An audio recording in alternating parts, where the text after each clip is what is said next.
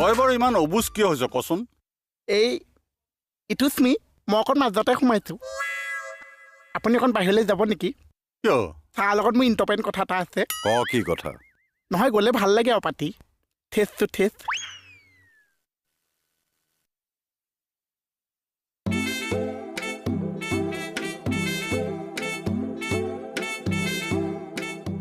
কি কথা ক?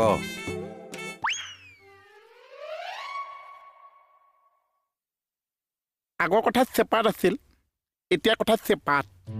মানে এতিয়া মই ভনীয়েকৰ ককায়েক হৈ আহিছোঁ। কোন ভনীৰ ককায়েক হলি? এই সেইটো কথা বাৰু আপোনাৰ লগত মই চেপাতকৈ বহিম এদিন। মই চাই আছোঁ।